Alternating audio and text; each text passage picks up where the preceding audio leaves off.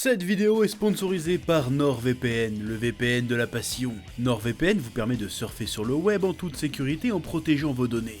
Ça se dit encore surfer sur le web? Il vous protégera des utilisateurs mal intentionnés aussi bien chez vous que sur les Wi-Fi publics, en plus de vous permettre de contourner les géorestrictions. Vous pourrez par exemple accéder à vos programmes TV favoris n'importe où dans le monde, ou encore accéder au contenu Netflix inaccessible depuis votre pays. Oh trop bien, je vais pouvoir mater des BZ sur Netflix. Tu parles japonais? Ah non. Vous pourrez en plus connecter jusqu'à 6 appareils avec un seul compte.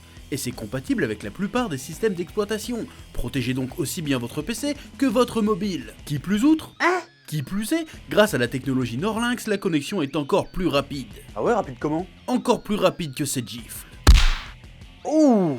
Ah j'avoue, elle est passée vite celle-là. Bénéficiez d'un abonnement avec moins 70% de réduction, soit 3,11€ par mois. Et en bonus, un mois gratuit en cliquant dans le lien dans la description ou avec le code promo le chef otaku. Essayez-le sans risque, garantie 30 jours, satisfait ou remboursé. NordVPN, parce que la passion se vit en sécurité. La passion? Ouais.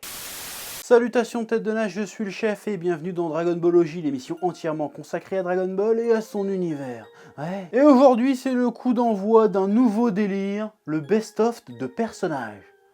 Ouais, ça m'a pris comme ça. Ouais. Bon, dans Dragon Ballologie, j'ai déjà abordé un peu les différents principaux personnages, leur développement, leur psychologie, leur impact dans le manga. Voilà, j'ai aussi parlé de... Je commence un peu à faire des rétrospectives arc par arc pour analyser comment a été construite l'histoire de Dragon Ball.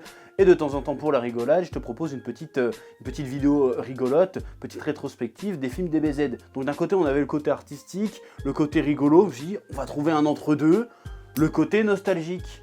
C'est pas con, hein. L'idée avec ces vidéos best-of de personnages, au-delà de faire des vues comme un bâtard, c'est d'aborder les moments marquants, les moments clés qui ont servi à définir certains personnages de Dragon Ball, qui ont permis à définir leur psychologie, leur personnalité, leur évolution, les moments qui ont servi à les définir en fait. Voilà, c'est ça que je veux parler, mais en même temps, on veut se faire plaisir en reparlant de moments cultissimement cultes de notre manga préféré qu'on préfère. Ouais, cette phrase est vachement redondante, mais on s'en bat les couilles, tu comprends? Ouais. Et comme on va parler de Dragon Ball, je vais te parler de 7 moments. Et comme j'ai envie de marquer le coup, je vais parler des 7 moments clés d'un personnage que tout le monde adore quand on parle de Dragon Ball, qui est certainement un des personnages les mieux écrits et les plus intéressants de la saga. Je vais parler bien sûr de Vegeta. Ouais. Alors je précise, c'est pas vraiment un top, c'est plus une sélection. Pas parce que je vais te parler d'une scène avant une autre qu'elle sera plus ou moins marquante. Elles sont tous aussi marquantes les unes que les autres. Mais voilà, hein, t'as compris. Bon allez, c'est parti. L'évasion du vaisseau de Freezer. Vegeta vient de se faire défoncer par Zabon, mais il a planqué sa Dragon Ball. Du coup, Zabon le ramène dans le vaisseau de Freezer pour le soigner afin qu'il révèle sa planque. Mais Vegeta reprend conscience plus tôt que prévu. Fait genre, il dort toujours, puis bim, il se libère. Il fait un gros trou dans la coque du vaisseau. Là, il y a Freezer et Zabon qui arrivent en mode Nani, Vegeta s'est échappé. En fait, Vegeta, il est toujours dans le vaisseau. Se faufile dans la pièce avec les Dragon Ball, bim, refait un trou dans la coque, jette les Dragon Ball gigalons avec sa force de bâtard, puis repart se cacher. Freezer, il est dégoûté, il envoie Zabon le poursuivre, sauf que Vegeta est toujours à Teco du vaisseau et repart en scred à la nage. Il a tout niqué. J'aime beaucoup ce moment parce que ça nous montre un aspect de Vegeta que j'ai toujours trouvé intéressant. Contrairement à Goku, Vegeta est vraiment très intelligent. Il n'a pas pu tout de suite s'imposer physiquement à Zabon et Frieza, mais il a pu les dominer mentalement comme des bleus. Parce que les mecs ont fait l'erreur de le sous-estimer. C'est d'autant plus intéressant parce qu'à ce stade de l'histoire, Vegeta est toujours considéré comme un méchant. Et pour moi, un bon méchant, c'est pas juste un mec qui kiffe faire le mal, massacrer les Namek en se marrant comme une baleine. Un bon méchant, c'est un gars qui est dangereux physiquement, certes, mais aussi et surtout intellectuellement. Faut que ce soit un vicelard, et quelques chapitres plus tard, il nous fera un petit coup de pute, en balançant du sable à la gueule de Zabon avant de le tuer. J'adore ce genre de petit coup de pute, genre ah ouais tu te transformes en crocodile géant qui tue des planètes, et ben bim je te nique ta mère avec une poignée de gravier, qu'est-ce que tu vas faire? Ça c'est génial. La mort de Vegeta sur Namek. On reste encore dans l'arc Namek avec cette fois une scène cultissimement culte. Je veux dire, chaque fois que je relis cette scène, j'ai des frissons tragiques épiques. Je veux dire, la scène est triste de ouf, mais en même temps ça te fait des frissons genre oh putain c'est trop classe, oh c'est épique de ouf. Ah cette scène est géniale. Oh la mort de Vegeta sur Namek. Truc de ouf, allez, on en parle. Vegeta, persuadé d'être devenu le Super Saiyan, affronte Freezer 3ème forme, et il se fait démonter sa race. Se rendant compte de son impuissance, Vegeta se met à chialer. Il désespère totalement et s'apprête à se laisser tuer. Puis bim, Goku débarque avec son arrivée overstylée. Et là, Vegeta se met à rire. Il dit à Freezer, haha, finalement tu vas l'avoir dans le cul, parce que le Super Saiyan c'est Kakaroto en fait. Et là, Freezer achève Vegeta d'un rayon dans le cœur. Vegeta utilise alors son dernier souffle de vie pour confier la vérité à Goku. Freezer a détruit la planète Vegeta. Les Saiyans n'étaient que ses esclaves, et il supplie en larmes Goku de tuer Freezer. Goku est touché par les mots de Vegeta et prend le temps d'enterrer sa dépouille dignement. Cette scène est vraiment marquante parce qu'elle aurait pu être réellement la dernière scène du personnage. Et je reste intimement persuadé qu'à un moment donné, ça devait être le cas en fait. Parce que cette scène à elle seule nous explique le personnage de Vegeta dans son entièreté en fait. Et quand je dis dans son entièreté, elle nous explique le personnage de Vegeta à ce stade de l'histoire, tel qu'il est à ce stade de l'histoire, à ce stade de l'arc Namek. Même si ça permettra d'introduire des trucs très intéressants pour la suite. On y reviendra. On nous explique ici le caractère de Vegeta, sa détermination et surtout son obstination sur sa fierté Saiyan. S'il passe son temps à se proclamer prince des Saiyans alors qu'il n'a plus de planète et quasi plus de peuple, c'est parce que c'est littéralement tout ce qui lui reste au monde en fait. Quand il implore Goku en larmes de venger les Saiyans, alors qu'il le considère comme son ennemi et un Saiyan inférieur, il abandonne sa fierté et tout ce qui lui reste, c'est l'espoir de voir Freezer mourir des mains d'un Saiyan. Il transmet à Goku la responsabilité de restaurer la fierté Saiyan. C'est le seul héritage de son peuple.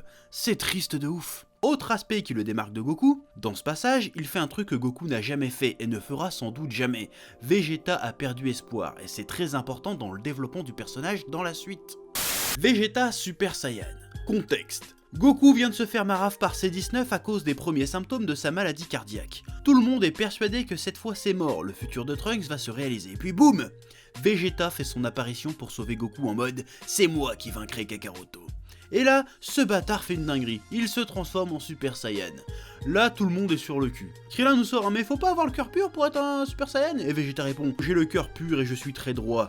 De pure méchanceté. Punchline, il sort à ses 19 et les cyborgs, ça peut ressentir la peur. C'est du sang ou de l'huile. Punchline sur punchline, il défonce ses 19. Pourquoi ce moment est important selon moi? Parce que selon moi, c'est à partir de cet instant-là qu'on rentre dans la vraie rivalité Goku-Vegeta. Parce que si tu regardes bien, dans l'arc Namek, ils sont à peine croisés. Bon, tu me diras, dans l'arc Cyborg, ils sont à peine croisés aussi. Mais dans l'arc Namek, l'obsession de Vegeta, c'est Freezer. C'est pas Goku. Je pense que c'est à partir de ce moment-là que Vegeta rentre vraiment en compétition directe, en rivalité directe avec Goku. C'est à partir de ce moment-là que Goku va devenir l'obsession de Vegeta. Et cette rivalité, cette obsession est lourde de sens pour Vegeta. Souviens-toi de ce que je t'ai dit il y a moins de 5 minutes.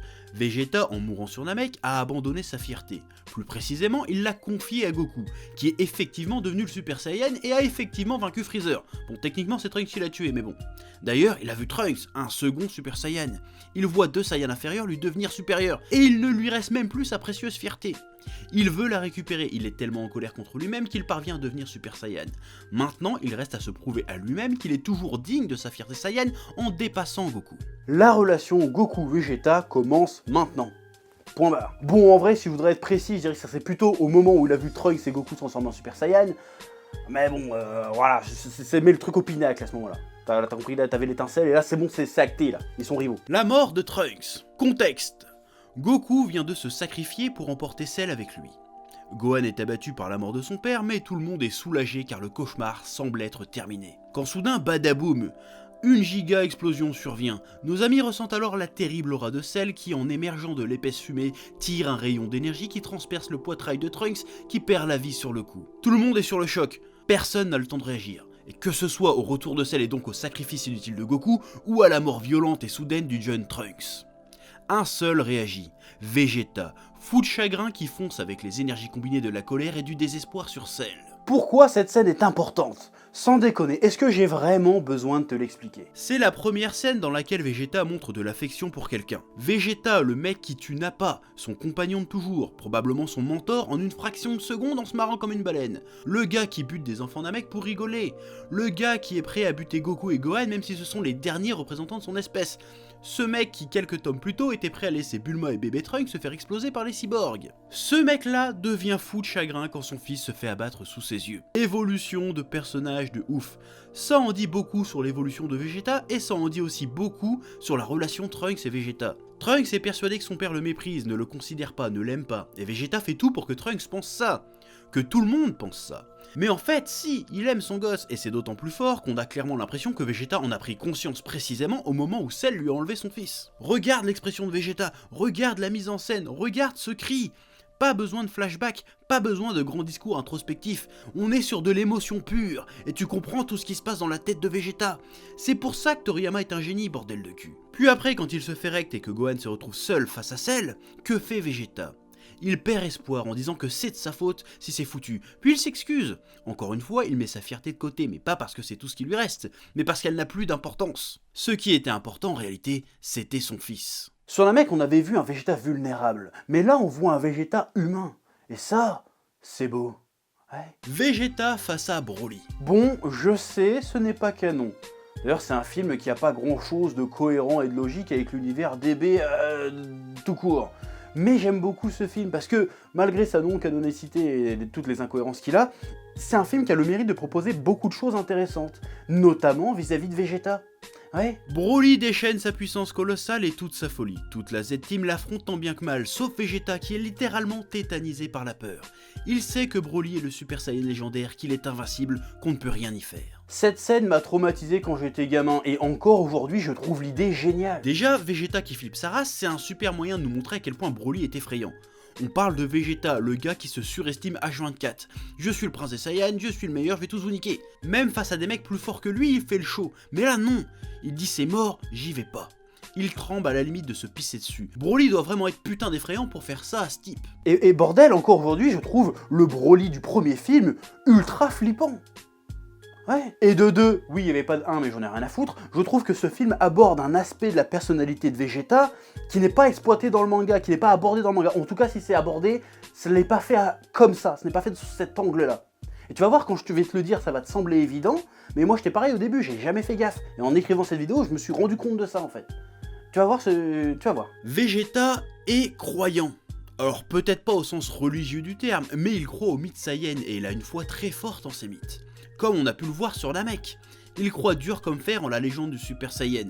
Il a foi en ce mythe, et c'est cette foi qui le pousse à se rebeller contre Freezer. Et quand le film Broly nous bidouille la légende sur le Super Saiyan légendaire #guerrier millénaire mon cul, c'est très malin parce qu'on nous fait croire au mythe parce que Vegeta y croit. Vegeta n'ose pas se battre, pas seulement parce qu'il a peur, mais par conviction religieuse entre guillemets. C'est sa foi, sa culture qui l'empêche de se battre, et je trouve ça plutôt brillant. Ouais. Avoue, je t'ai un peu retourné le cerveau sur ce coup-là. Ouais, je sais, ouais. Le talent. Le sacrifice face à Boo. Alors là, c'était quasiment évident, je parle de Majin Vegeta, je peux même parler de l'arc Majin Vegeta tout entier, parce que oui, le délire de Majin Vegeta, on peut dire que pour le personnage de Vegeta, c'est un petit arc dans la grande histoire de Dragon Ball. Je veux dire, ça raconte tellement de choses. Bon, je vais pas te faire l'affront de recontextualiser l'apparition de Majin Vegeta, mais parce que sinon la vidéo va faire 30 minutes. Et en plus j'ai la flemme, donc on va directement te dire pourquoi ce passage est marquant quand même, pourquoi cet arc est légendaire. L'arc Majin Vegeta, c'est méga intense et intéressant. C'est ici que je me suis dit, Vegeta, meilleur perso du manga. Pourquoi ? Parce que là, on a eu Vegeta qui prenait conscience d'avoir changé. Il a une femme, un gosse, une petite vie calme. Il commence à être heureux, et ça lui fait peur. Il a peur de ne plus être Vegeta, le prince des Saiyans, le guerrier d'élite. Je pense qu'il avait lâché l'affaire durant les 7 ans suivant le Cell Game. Parce que Goku étant mort et le monde en paix, il n'avait plus de rival, donc plus aucune raison de se battre. Mais hop, un jour on lui dit que Goku va revenir. Pour une journée que ce sera sa seule et dernière occasion de montrer à son rival qu'il l'a surpassé. Ça réveille des trucs en lui.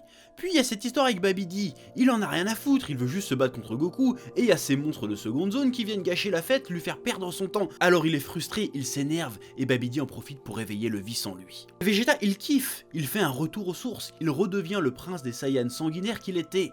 Il est fin prêt pour affronter Goku. Mais en réalité, Babidi, c'est un prétexte. Le mec avait juste peur d'être heureux, il hésitait à enterrer définitivement son ancienne vie, mais au final, il a fait son choix.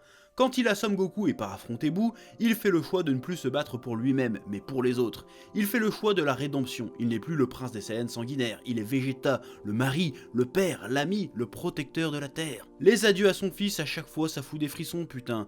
Vegeta prend Trunks dans ses bras, truc de dingue. Et surtout, son expression avant de mourir. Il sourit, il n'a plus peur, il n'hésite plus, il est reconnaissant d'avoir vécu cette vie sur Terre, d'avoir eu l'occasion de changer. Et ça, c'est beau. Ouais.